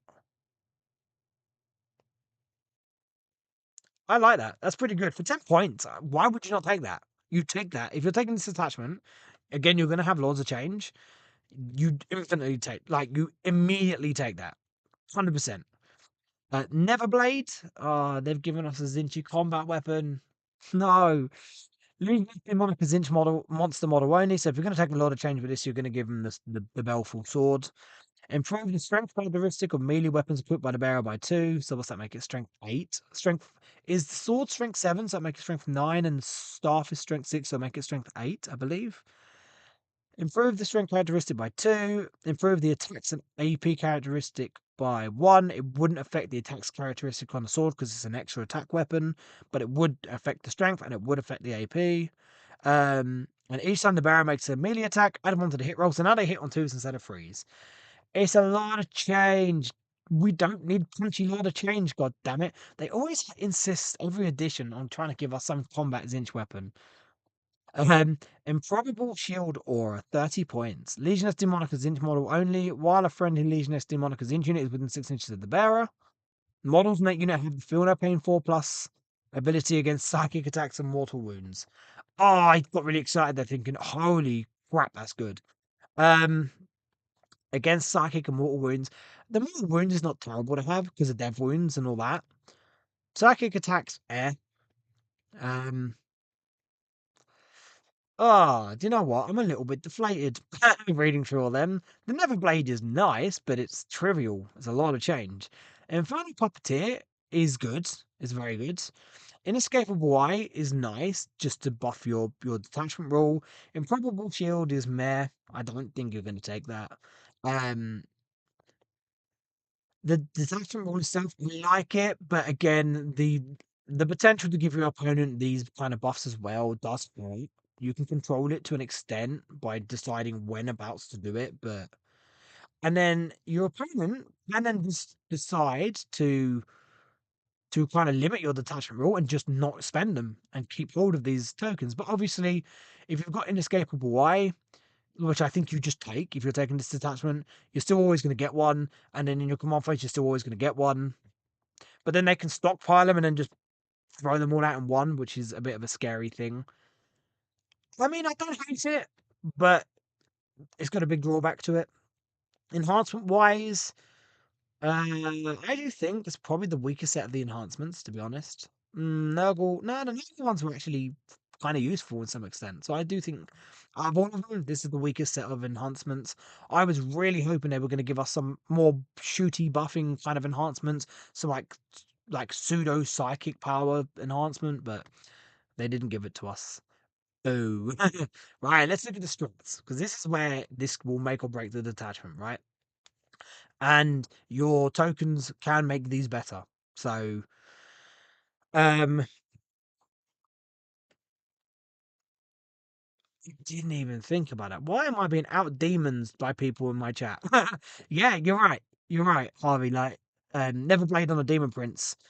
Actually, not bad. Wing demon prince. Did you say wing demon prince? Okay. Um, Yeah, okay. Do you know what? A winged demon prince with this is actually not terrible because it makes him strength 10.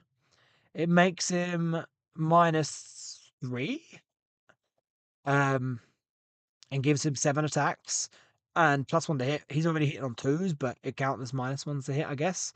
Um, it makes your sweep slightly better as well. It gives your sweep an AP, and it makes it strength 8, I believe.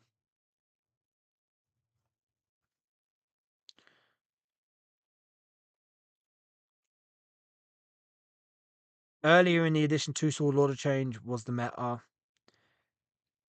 of the meta. No. Sword Lord of Change never was. Like, I mean, I took two Lords of Change at the beginning of 10th edition. I took Enhancement, Eversave Change, Eversave Lord of Change, and Standard Lord of Change, but they both had the Rod of Sorcery. Like, you never really took the sword over the Rod of Sorcery. Yeah, look, right.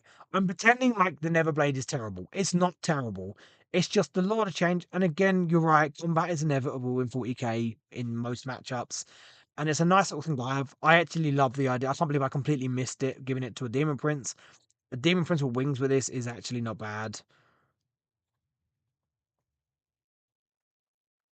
One Lord of Change with staff and two with sword. I don't know what meta mate you were playing in, but that was never a thing in most metas I played in. I can promise you that.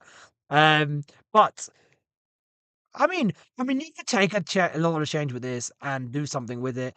I actually love the idea of the Demon Prince with wings. With this, like Harvey said, and Barkeep said. Also, again, assuming we've got the move through wall strat in this detachment, he can set up behind a wall and then run through it and smack something in the face with it. Okay, all right. Zinch Prince with this actually seems quite nice. I can't lie. You've talked me into it, guys. You've talked me into it. Um, right. Impossible Eclipse. Any phase. One Legioness Demonic Zinch monster unit from your army that is on the battlefield. Select no man's land or your opponent's deployment zone, or spend one flux token and select both. Until the end of the phase, the selected areas of the battlefield are within your army Shadow of Chaos. Okay.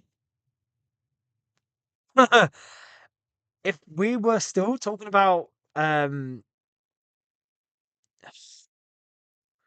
I missing something with this? Yes, you can do this at the start of your opponent, or you can do this during your opponent's command phase, and then have a chance to force them to take -1 battle shocks with D3 mortals on it. And actually, that's not bad. But there's nothing here that gave us benefits for being in the shadows, right? I mean, and again, it's a way to get better battle shocks for us if we want to try and heal and not fail battle shocks. But that feels like that's going to be the only spot where that really matters, unless I'm really missing something.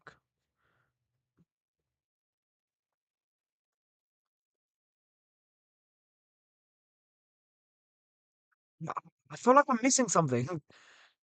Yeah, I mean, it's going to be nice to potentially force your opponent to do worse battle shocks or make our battle shocks slightly better.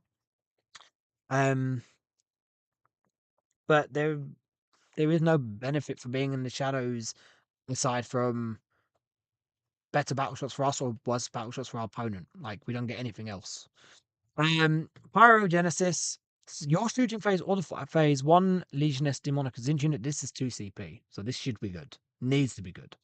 From your army that has not been selected to shoot or fight that phase until the end of the phase, add 2 to the strength characteristic of weapons equipped by model in that unit, or spend 1 flux token and add 3 to the strength characteristic of those weapons and improve the AP by 1. Demon Prince with the Neverblade is a thing.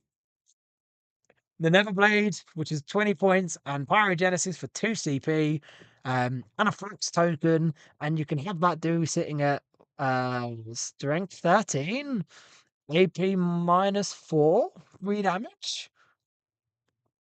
I mean, that's 20 prints is a lot of investment to do it, but it's there.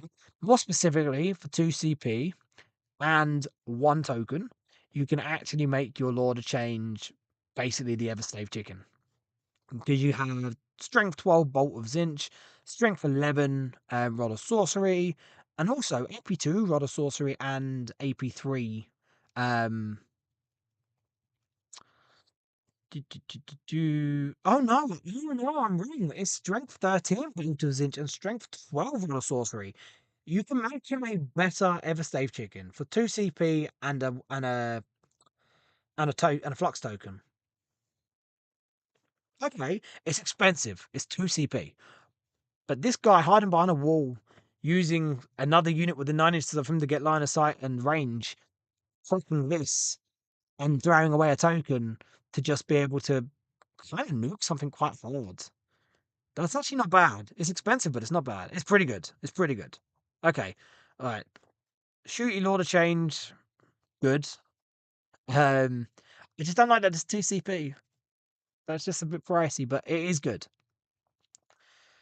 Flamers are spicy with this, yeah. Yeah, they really are. Me, I didn't even think of flamers again. What's going on with me? Damn it. You're right. I'm too busy focusing on the Lord of Change.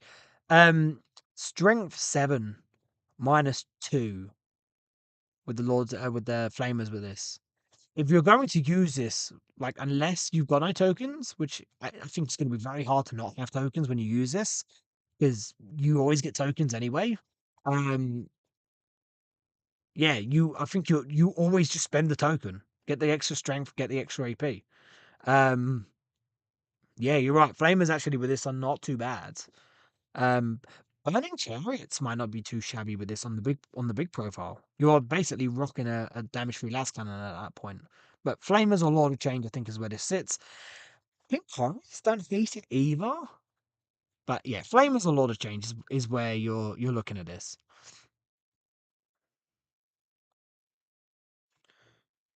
And then you use the chariot for ignore cover. Exactly. Okay, there's some good synergy here. I like it. I like that potential. You can proc with that. I need you. I can't wait. After this stream, I'm gonna properly sit down and really just go through everything here because there's so much really to go into. Flickering Reality, fight phase just after an enemy unit has selected its targets. One Legioness Demonica Zinch unit from your army that was selected as the target of one or more of the attacking unit's attacks. Roll 1d6, then you can spend one flux token to reroll the result. Until the end of the phase, each time an attack targets your unit on an unmodified hit roll, after any reroll of that result, the attack sequence ends, even if the original hit roll would have been a critical hit. Oh, okay. So when you get targeted, when one of your units gets targeted by an enemy unit in combat, you roll a dice, and then this used to be a thing again in 6th and 7th edition. Basically, if your opponent rolls any hit rolls that matches that dice, the attacks do nothing. Um, yeah, if you roll a 2 and choose to spend one flux token to reroll the result, and the reroll is a 6, then until the end of the phase, each time an attack targets your unit on an unmodified hit roll of a 6, the attack sequence ends. That attack fails to hit and no critical hit. Why did you need to clarify that? Okay, I guess just as an example, you can, but yeah, okay, fine. Again, I mean, you can use the flux token if you want to, but do you know what? The potential is, I mean, you have to roll a 6 on an attempt of like 2 rolls, basically. But if your opponent is rocking into you with sustained and lethal or slash or, and then you just go, and even if they're procking it on a 5 and you roll a 5 or a 6, or even a 6, if they're just procking it on 6s, you go, cool, no sustained lethal for you.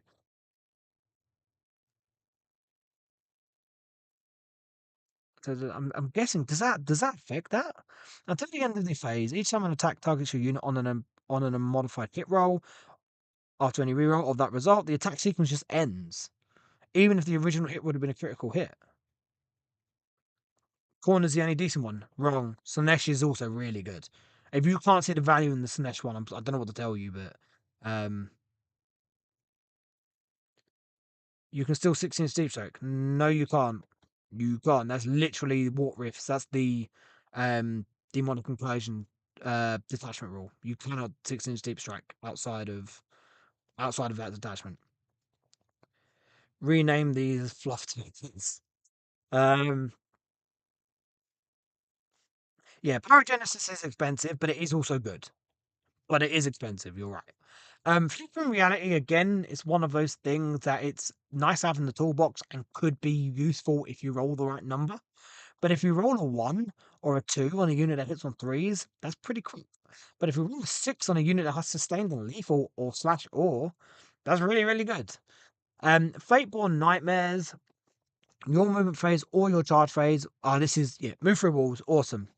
Fickle Fire, your shooting phase, one Legioness Demonica Zinch unit from your army that is within engagement range of one or more enemy units. Until the end of the phase, enemy units are not considered to be within engagement range of your unit for the purposes of selecting targets for or and resolving attacks with ranged weapons.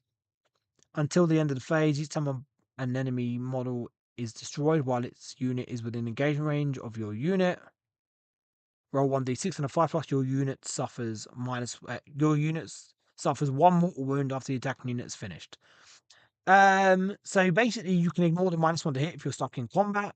With a Lord of Change, or because your Soul Grinder will be Zinch and it will have Warp Gaze, which is a blast weapon. You can now fire Warp Gaze into combat if you want. Or you can use Pink Warriors to shoot, because obviously Flamers can fall back and shoot, so you don't really need this for Flamers. So it's really going to be useful to either allow Pink Warriors to shoot if you want to. Feels like a little bit of a waste, but could have a use. Or not suffer -1 to hit for your Lord of Change. That's pretty good. Or be able to fire Warp Gaze into combat with the Soul Grinder. Pretty good. Delirium Unmade. End of your opponent's fight phase. One Legioness Demonica Zinch unit from your army that is not within engagement range of one or more enemy units.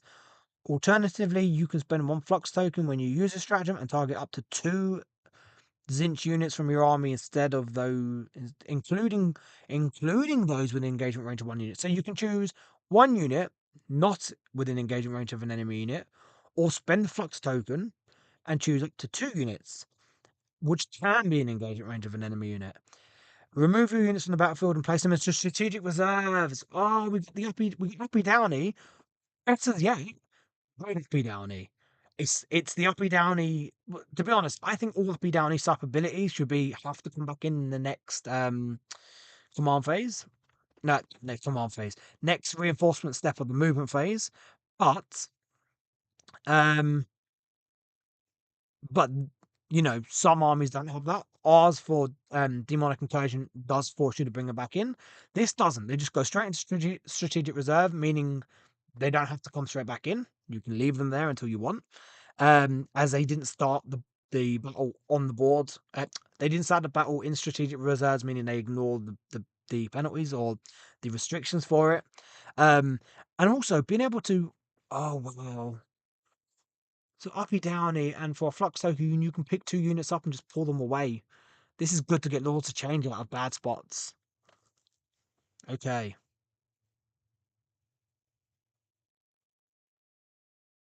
Yeah, you're right.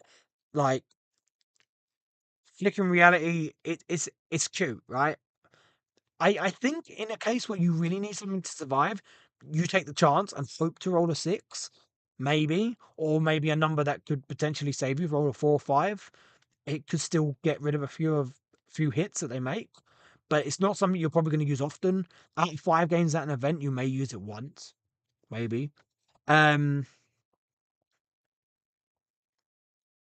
yeah, even if it was an engagement range, including those within engagement range of 1 or more enemy units. Delirium Unmade, the best stratagem out of these 6. It's really good. For 1 token to be able to just pick the unit up, pick 2 units up, and even if they're stuck in combat, that's kind of how you get around that. And now you just go, cool, I'm just picking them up. So if your opponent tries to lock you down, you just go, no. um,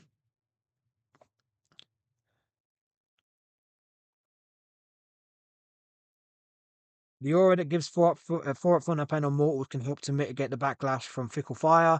Yes, but meh, it's 1 mortal wound on 5 up. It's not worth the 30 points that you pay for that. It's not worth it. Um, do you know what? And it's got mentioned in chat.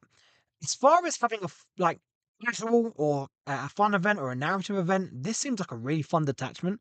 Competitive wise, I do think there's something here, but you're gonna have to really, really get the practice and the reps with this, and kind of be tactical as a player to get the real most out of this. I do think there is something here. I just don't think on the surface it's an easy thing to pull out. But I do think there is something there. Um, this is the detachment I was most excited and waiting for.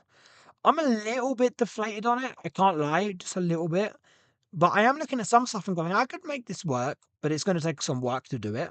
Um, but the sad thing is, I said the sad thing, it's not a sad thing. The thing is for me, right now, I'm looking at it and that's the nest attachment is jumping at me. It looks so fun and it looks really good.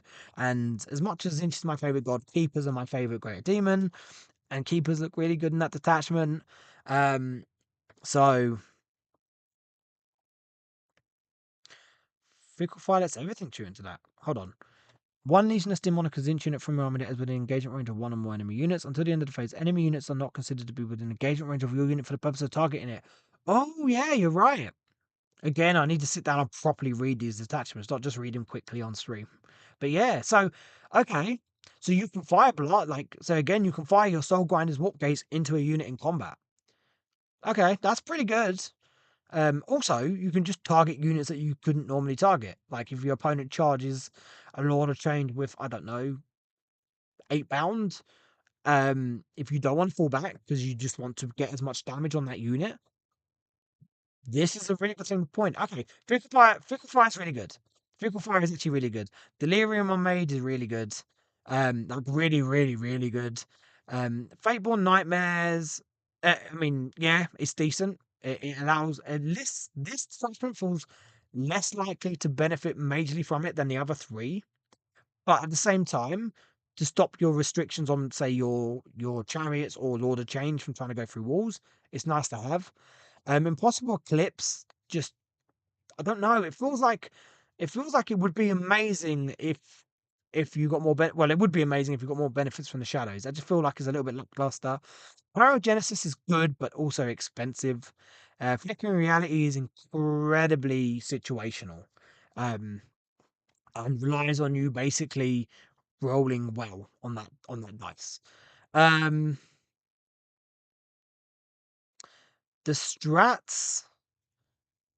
If you're going to take this detachment, you take an inescapable eye on whoever, and you take Infernal Puppeteer on a Lord of Change, 100%. Neverblade, if I'm going to try this detachment out, I'm taking a Winged Prince with Neverblade, 100%.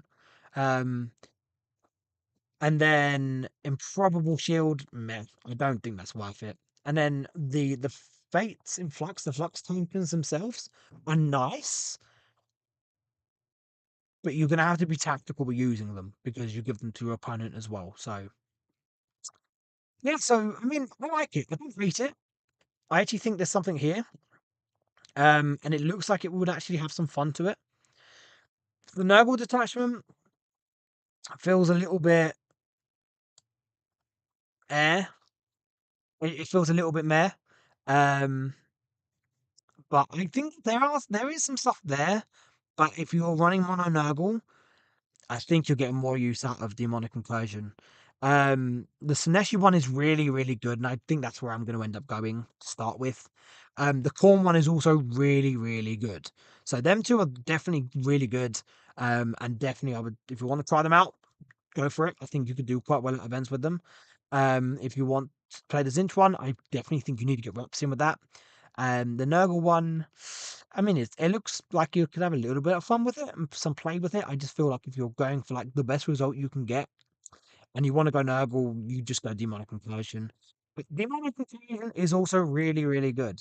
I think Demonic Incursion slightly sits at the top just because of its utility, but the Blood Legion and the is it Legion of Excess, the Sineshi one, they're very close behind it, if not kind of next to it. The Zinch one definitely falls as like under all three of those, but I don't think too far away. Unfortunately, the Nurgle one probably sits fairly low down on that list underneath the rest of them. But yeah, so I mean, I'm really excited to try them out. Um, I've now got to think what I want to do this week because I have two games. I have Star Shatter Necrons on Wednesday and some form of Tau, probably Retaliation Vardra, unless their detachment comes out before Thursday. My initial thought is probably try the Sineshi one out, but I really want to have a look at the Cinch one. I am now going to go sit down um and just play play like theory, build lists, read through every inch of these detachments and have a think about them. Um but yeah, I mean, overall, I think we've got four detachments. We have a codex now, basically, right? We have it. What if we were to have, if we were to have a physical codex in our hand now? This is what we would have. We have four detachments with four enhancements each, six stratagems each. Sorry, we have five detachments with four enhancements each, six stratagems each, and then a detachment rule per. So we have many ways to build our list now. That was the problem; it got very stale. Now you can kind of build your list however you want. We can focus on mono gods. The other cool thing is these detachments don't lock your units. So you can take other gods units in these detachments. You just don't gain benefits. So if you want to take, I don't know, Corn or Slanesh and you want to take some Nurglings, you still can, which is good. Um, or if you want to take another greater demon, I don't know if you really would, to be honest. But yeah, like the options are there, which is nice. Um, I don't really want to do the whole codex talking thing because it always brings up issues. Like whenever you talk about the codexes, or the possibility of there being no codex, it brings out some vitriol in people. So I don't really want to talk or comment on it. But let's be real. Like I said, we have a codex. We now have a codex, right? It just isn't a physical book.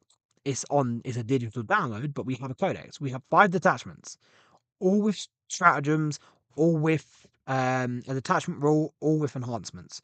We have we have more detachments in our index than Tau do in their codex. Like, and is it the same? I think Sodis have four detachments as well. So for all intents and purposes, this is the codex now. It's just not in a physical book. But like I said at the beginning of the stream, they could give me the rules in the back of a napkin. As long as I can play my rules and have fun with them, match play wise, I don't care how I get my rules. Um, but look, if you want my opinion, I'm lucky to find out some stuff in advance through different ways without going into it. I knew these detachments were coming a while ago. I didn't know about the Grotmas calendar, but I knew we were getting four detachments. I knew bits and pieces about these detachments, and I hinted a little bit at it to try and help people out, and unfortunately got some negative backlash from it. So I don't really want to share future things that I find out or I already know, just because it's just not worth the hassle. And also, like at the same time, I get it. You shouldn't like if you see something on the internet, it's still on the internet. You should always take it with salt, but maybe sometimes consider the sources you're getting it from. But yeah, so I just realized something.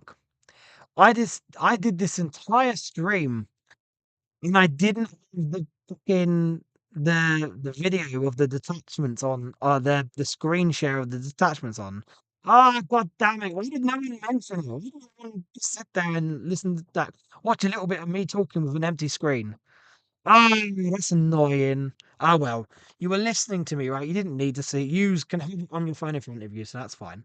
Um, but look, it's by the by. We will just wait and see if we're going to get codex or not. I know what I've been told, and I have no reason to disbelieve those sources because what I've found from those sources has so far been right. Um, but Ola, yeah, my beautiful face. But look, if we get a codex, we get a codex. I'm not going to argue it, but at the same time, we have it basically. Like, what are they going to do? They can update some data sheets, meh. Um, I just think we got four detachments. They wouldn't have given us that if they were going to give us a codex. But look, we just enjoy what we've got, and we'll keep enjoying it. I would say for at least the rest of 10th edition, we're fine. 11th edition, we will see what happens.